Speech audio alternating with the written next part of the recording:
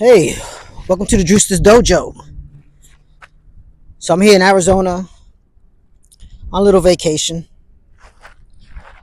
and it's just utterly beautiful out here. Very hot, but it's a dry heat, so it doesn't feel too bad. But I'm at this spot where people come to unwind. It's really called a lookout, but I know that many people just come here and pray and meditate. And to the Indians, to the natives of this land, these mountains are surrounded by mountains.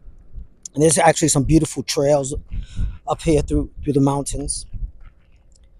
But to the Native American Indians from this area, this is sacred, real sacred land. From the dirt to the rocks, which they say hold memories, and that you can communicate with life, being on these mountains. And I kind of vibe with that. I feel a connectiveness to the earth. Tonight it's a very good feeling to block out or escape, the hustle and bustle of society, of us having to go to work, keeping on schedules, and taking care of bills, taking care of debt. This feels a little bit more down to down to earth. Things we're more than just paying bills and things like that. But that also reminds me, like from the Bible, where they say, you know what, give to Caesar that which is of Caesar. So we got to live in this world. We got to do that. We'll do it. But this is where I would like to live mentally and spiritually. This kind of a vibe. And speaking about escapes, that's really what I want to talk about today in terms of jujitsu. Is practice your escapes, and that was evident with this past weekend's UFC 319 with Duplessis versus Hazmat, which, of course, we all know by now. Hazmat dominated that fight on the ground, just total domination, smothering. Duplessis couldn't escape, and you have two sides of the coin. So you have people like Nate Diaz, for instance. He was trying to say that, that style of fighting, just being on top and smothering, and you can only get so much hits, power generated when you're on top giving ground and pound.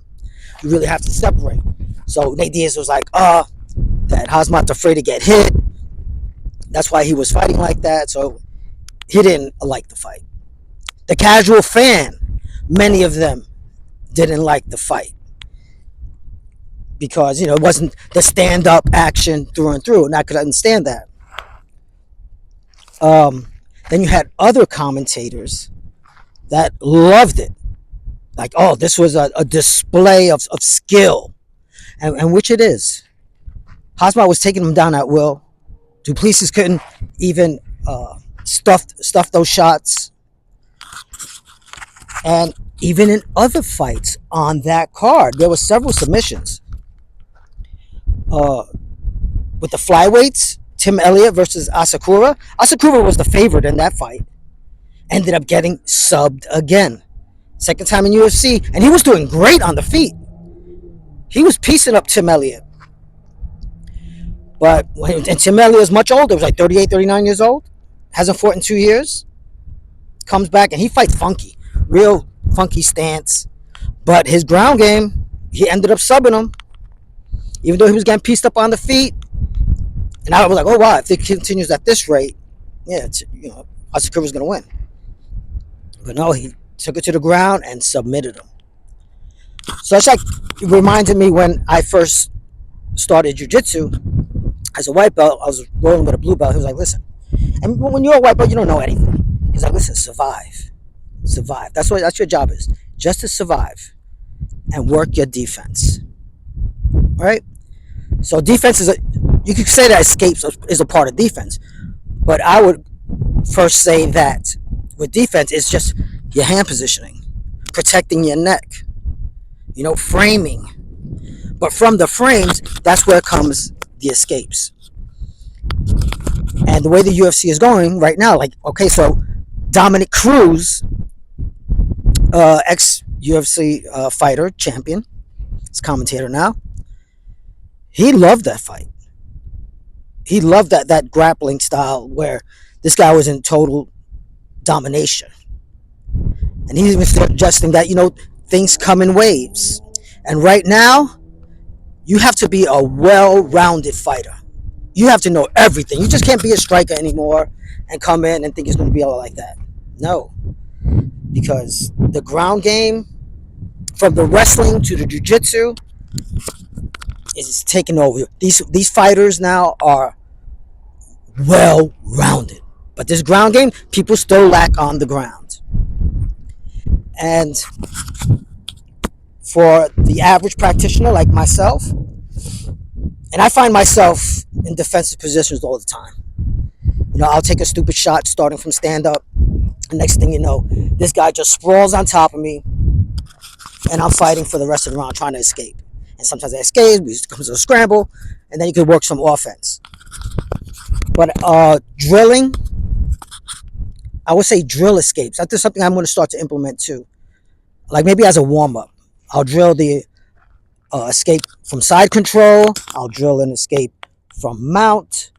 And I'll drill an escape from turtle. I think maybe I'll do that. And do different variations. As a quick warm-up before class. Because it's so important. As you see. With the Hazmat and DDP fight. DDP had no answers. He couldn't do anything. Anything. So, escapes. That's what I want to promote today. To remind you, hey, how are your escapes? Ask yourself. Do you know the knee elbow escape, which is a basic escape, but there are others too.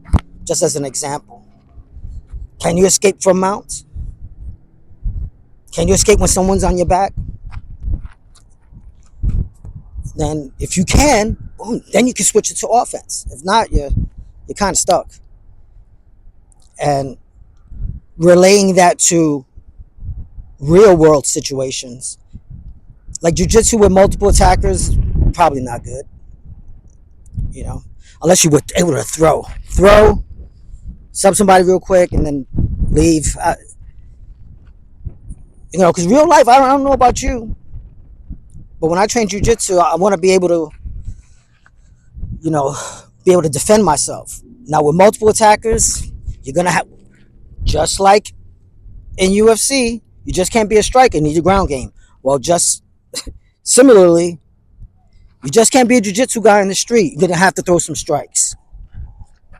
That's nothing. We have a big bag there. I hit it every now and again, before class. I haven't done the MMA classes just because of time. And plus, I'm really at that age, I don't want to get hit in the face.